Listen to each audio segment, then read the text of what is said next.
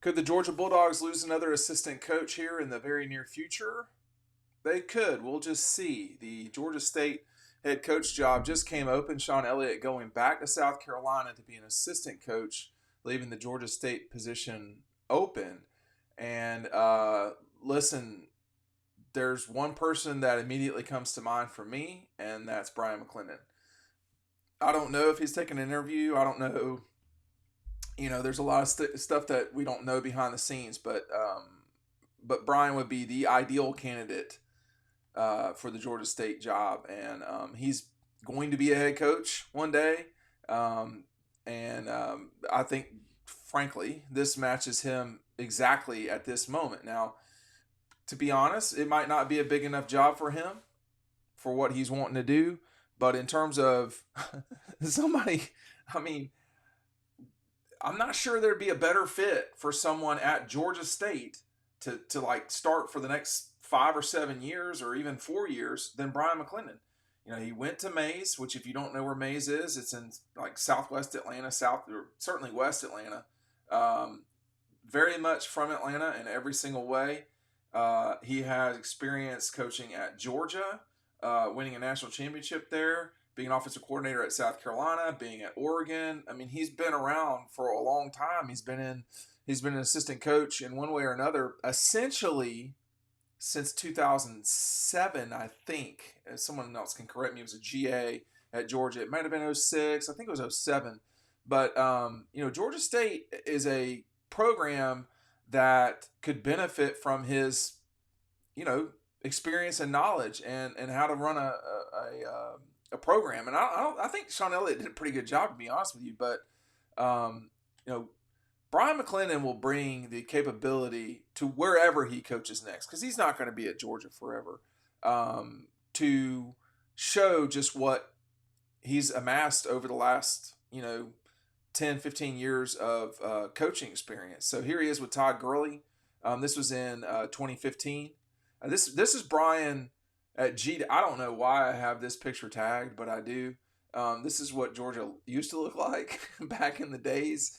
There he is with Todd. Here he is at South Carolina with T. Settles behind him there. That's Terry Godwin, who Brian helped recruit. The biggest thing about Brian is not just what he did in coaching, but his ability to recruit as well. Okay, that's a huge part of what he did when he was at Georgia. Here he is just before a bowl game against Nebraska. This is in Columbia, South Carolina, back when he used to have hair. I don't know, he was not an overwhelmingly loud guy in his playing days. Here he is with DJ Shockley. I just want to stop real quick and talk about this photo and this group. So this team had on it Brian McClendon, DJ Shockley, Thomas Brown, and a lot of other guys. But two of those three guys I just mentioned, I mean, obviously one of them's doing Atlanta television, which has been a pretty good gig for him. But, Brian McClendon and Thomas Brown are both going to be head coaches either in college or the NFL. It looks like Thomas is probably more likely to be an NFL head coach than in college. Here he is on his senior day, Brian.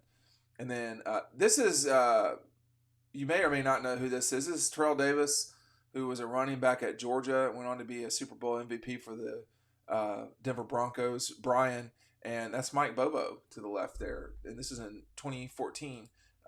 And this is one of the best images I have of Brian.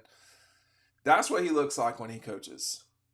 Like, he's not interested in playing around, and he wants to win. And I think that's to me the reason why he's such an asset to Georgia and why he will be an asset to someone else. You could tell Dan Lanning was going to be a head coach. You could tell Glenn Schumann. You can tell Glenn Schumann's going to be a head coach. Brian is going to be a head coach. I mean, obviously Will and Mike were. It's not an easy job. And typically what happens when you're a head coach is you're only a head coach for a particular amount of time, because inevitably you're either going to leave or it's not going to work out. That's what happens in college football and college sports. I played for a guy in college. He was there for 29 years as the head coach. That's a long time to be a head coach in college. That's just not normal. And I think, I think it is time for Brian to get his shot, but he's got to go make it happen one way or the other. And I think the path that he's been on is going to make that happen.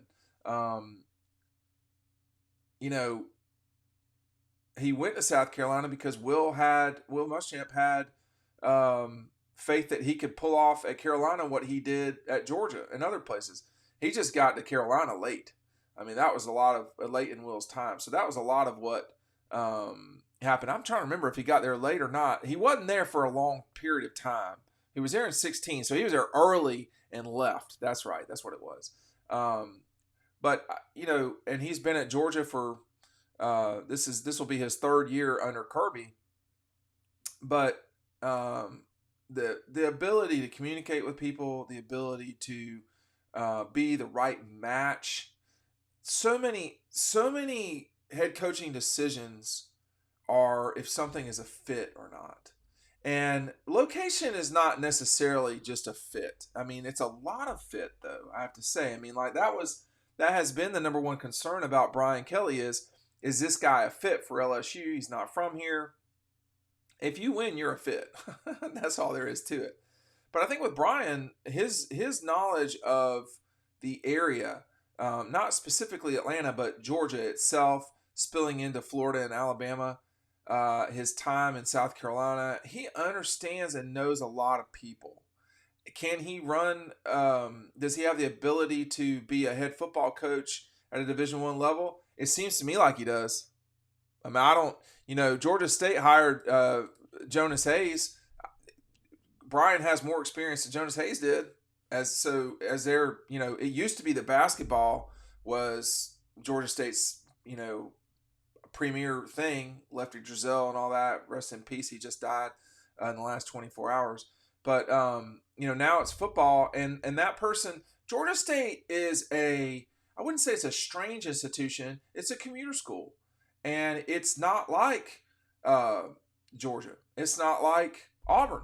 It is a commuter school where your ties to the community are going to have to be something that you cultivate. There's not a tradition at Georgia State. It's not been a football school for much longer than 10 years, I think, maybe at the most. It's good that they have a rivalry with Georgia Southern. That's a good thing for both schools. But, I think Sean Elliott did a really good job there. And I think that for Brian, if he were the person, I mean, that's who Georgia State should be looking at. Now, they may not wind up with him, but I would say he would be the ideal candidate. But, you don't ever know why ADs and presidents do what they do. It's not as challenging a job as a lot of other schools because you are right there. I would want more of a community. One problem with Georgia State is it is hard to tell the difference between Georgia State and Georgia Tech sometimes. They are right on top of each other. There are not a lot of defined borders between. It's like, well, this is it's a great example, but nobody's going to know it. South Carolina State and Claflin are in Orangeburg, South Carolina. They are literally right on top of each other. They are separated by like a golf cart pathway, basically. And Georgia Tech and Georgia State are not like that, but they're right on top of each other. And I think for Brian, he's going to have to, if he were to get that job, whoever the next head coach at Georgia State is going to have to get their own identity, something that Brent Key is trying to do at Georgia Tech too. So, they're not the same, Tech and State, but there's a lot of crossover there. And in terms of geography. And I think it's a challenging job, both of those, Georgia Tech and Georgia State. I'm not reporting that Brian's leaving and not reporting that he's interviewing. I'm just saying this would be not unlikely at all. It is also, not unlikely that other guys at Georgia would get a look at this situation. I mean, Dell McGee has been at Georgia with Kirby since 2016. He's another person that has extremely good ties. He grew up in Columbus. I don't think that makes a difference. I mean, I think that's a positive if you're looking at Georgia State. There's a lot of talented kids in the Columbus area. But, Dell McGee's recruited everywhere. So that's not a problem. I think the strength, though, of Georgia State is just the same strength as Georgia. if you were to throw a grenade looking to hit as many recruits as possible in an area, you'd start right down there. I mean, maybe you'd start in Gwinnett County, but you know, there's got to be something you can sell. And for if you're at Georgia State or Georgia or even Tech, you can sell. Your family can come drive to every single game that you play. Well, within reason. If you're going to Georgia, they're not going to drive to Texas or Missouri. But every other game, I say that Malachi Stark's family drove to Missouri the last time we were there. I mean, that was insane. But playing Missouri is insane. So I digress. But I think, I don't know what Georgia would do if they had to replace a person off season like this. But Kirby Smart's Rolodex is pretty thick, and I think he'd be fine. I don't know what will happen at Georgia State, but I do not think it's out of the question they would get somebody from the Georgia staff to be their new head coach.